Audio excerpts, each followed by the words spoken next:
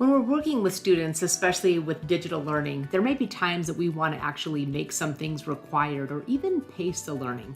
In Schoology, we do that with something that we call student completion rules. And student completion rules are things you can set at a folder level if you're talking about units or lessons, or you can even set it at the course level. So how do we do that? If we go into one of our folders here, you'll see that we have a list of folders, some of which have completion rules already on them.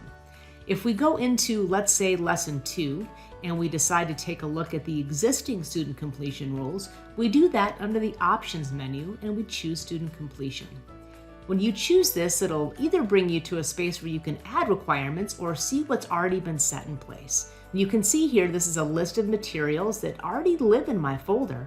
I simply determine what's required for students to do, either viewing the item in the case of a page or a link. In the case of a discussion board, maybe they have to post a response. Or for an assignment or an assessment, maybe they have to make a submission or even score a certain amount before they can move on.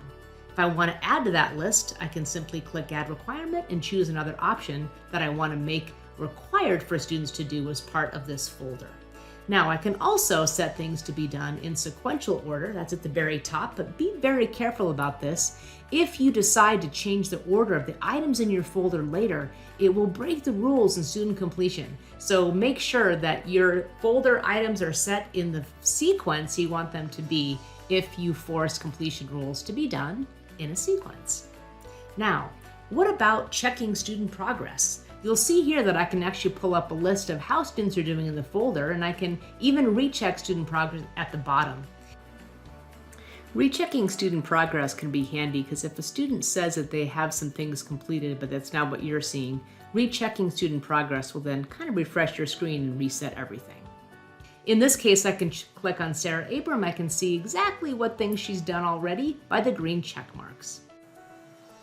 If I wanted to actually make something excused for Sarah, I can do that by going into the gradebook and using an excused exception code, which will basically make it so Sarah doesn't have to do those items. Now, when we go back to the course as a whole, we might want to actually force students to do folders before they can progress to later folders. And we can do that under the options menu here in the exact same way that we did it at the folder level inside of those folders. So student completion, you'll see I can add requirements here, like adding unit 1 before moving on to unit 2.